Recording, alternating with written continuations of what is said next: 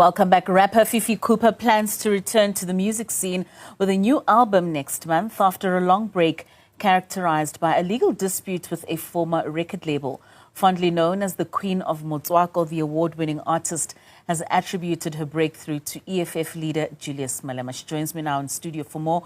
Fifi, welcome. Hello. How are you? I'm good, thanks. And how are you? I'm good. Thank you for the invite. And it's an absolute pleasure. Thank you. We you. couldn't have started this month without a conversation with a young trailblazer like yourself. Thank you. Let's just talk about this hiatus that you took for some time. Yeah. We all know of the legal dispute that you had with your previous record label. Just what are some of the lessons that you took out of that experience? I think the biggest lesson for me that I took, from the whole thing was the fact that it's good to stand up for yourself. It's good as an artist to know what you want. It's good to also know your vision.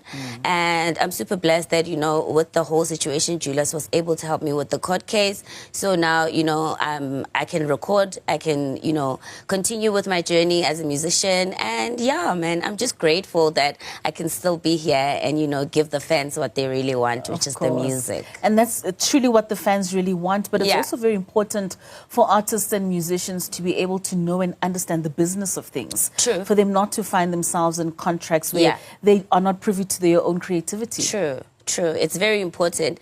Lady artists, upcoming artists, I always remind them, you know what? You need to learn the business side of things a little bit. At least now we have Google where you can Google everything. If you want to know anything about Samro royalties, just go on the Samro website. They have all the information there. So I always encourage, upcoming artists to do a little bit of homework when it comes to the business side of music, because how about you are in trouble because you didn't learn, you didn't know anything about the business side of things. So it's super important to learn. Trust me, I know. Been through that, I know. But out of that adversity came the opportunity for you to be able to open your own record label. Just talk to us about that experience, being the entrepreneur, being on the other side of the music. It's amazing, because I've always wanted to have my own record label.